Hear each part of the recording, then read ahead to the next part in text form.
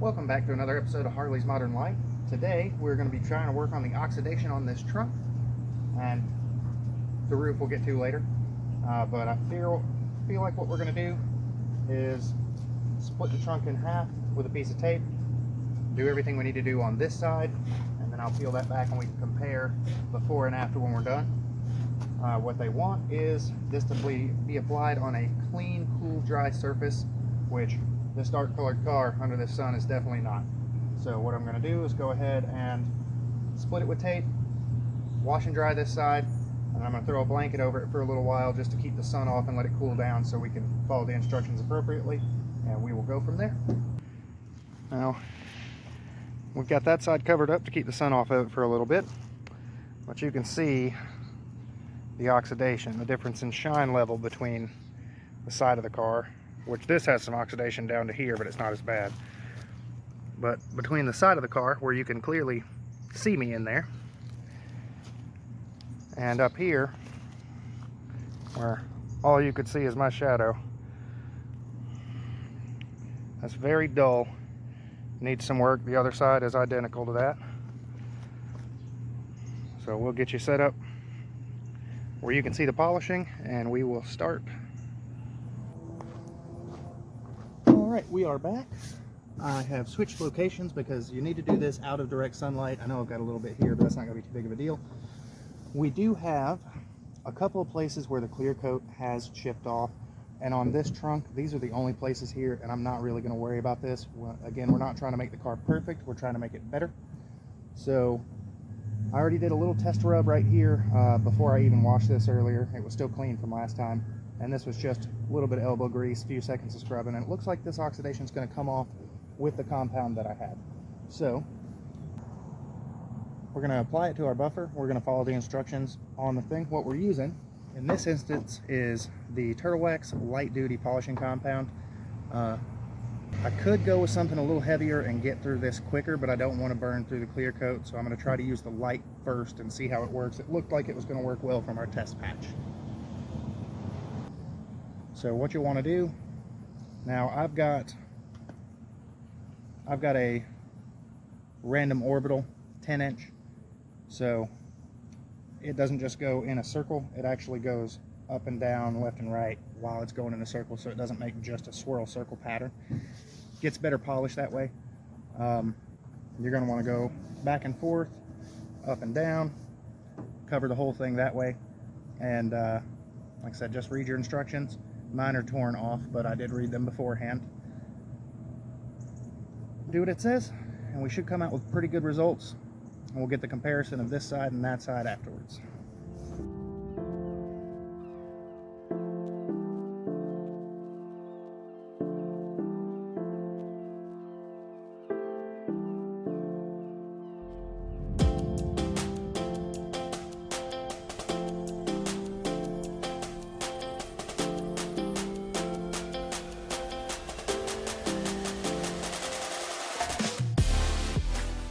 Well, it has not come up as clear as I would have liked on the first pass, but that is because I'm using the very light compound.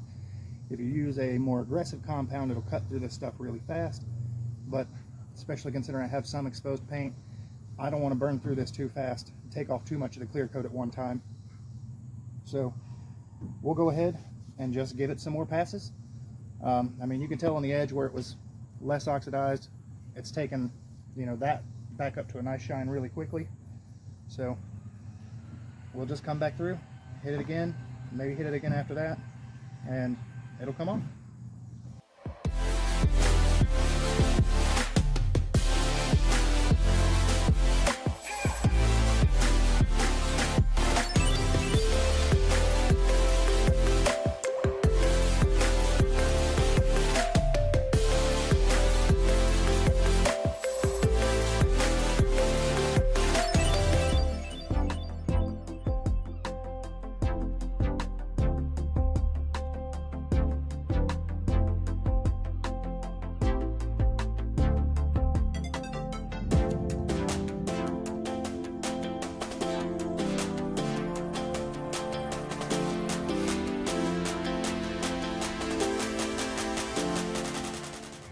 Well, it has come up a lot shinier than the first time, but my little test patch I did over here led me to believe that that stuff would take it off pretty quickly. Not as quick as I would like, so I'm going to have to get a heavier cutting compound to really get through what's left of the oxidation, because I'm definitely not going to spend this much time on that side over there and the entire roof. So I'm going to have to get a heavier cutting compound. I'll just have to be cautious not to put too much pressure and not to work it too long, because that heavy compound can go through your clear coat pretty quickly. So we're going to take a break here. We'll be back when we've got the heavier cut, and we will go from there. Hi, it's the next day. I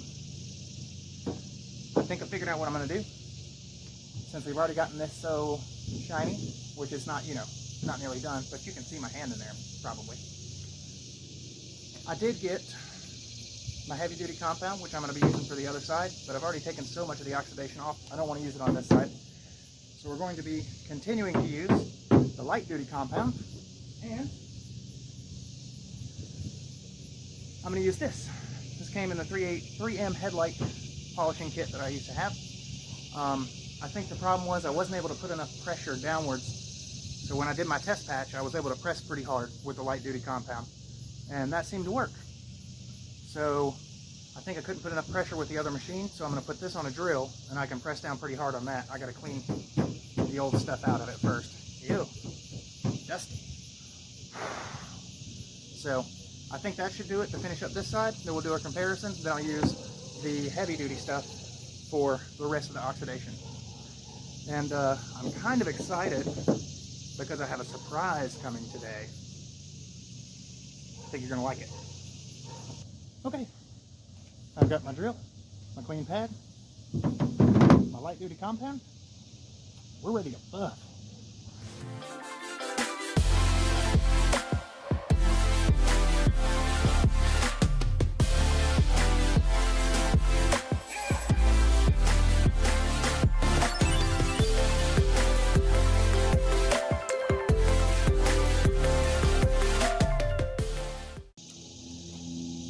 Well guys, apparently we stopped recording when my camera got knocked over.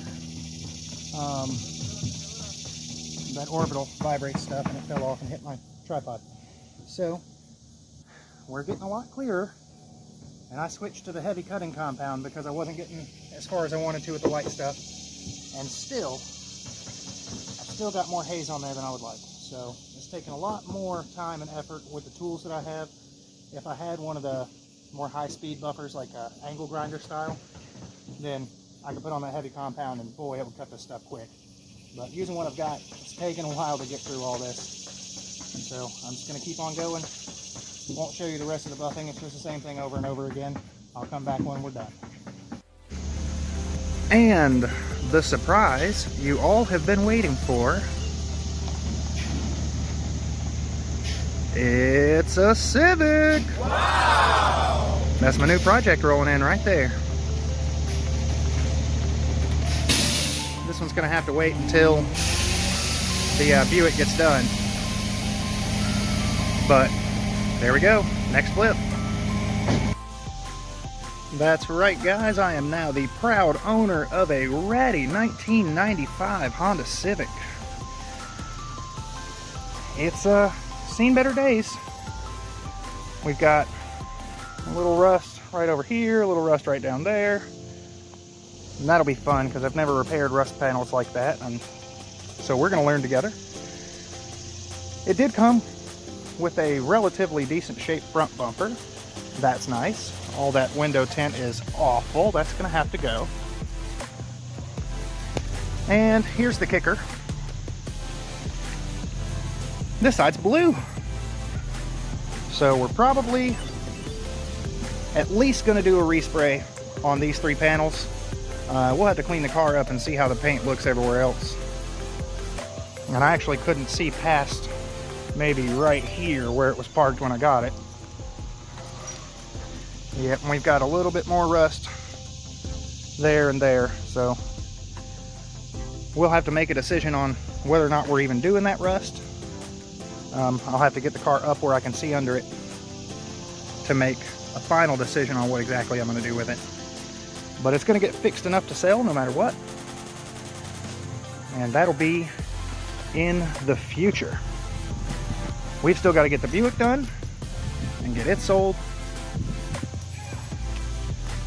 which just about looks like a race car. Anyway, sorry, you guys are gonna have to wait on Honda content. But that 95 Civic's probably gonna be a pretty good match to my 96 Accord that I own. I'm not selling the Accord though. That's my girl, that Accord. All right, so I've been out here working hard on the car. I wasn't really satisfied with the way the compounds were doing, and I can't tell if it's the compounds or if it's my crappy tools that I'm using. But either way, I decided I would just wet sand instead, and rather than pack everything up and go buy the high grit wet sandpaper that I needed, just did a little hack of using the pads that come in the headlight polishing kit. So now I've definitely got my money's worth out of that thing.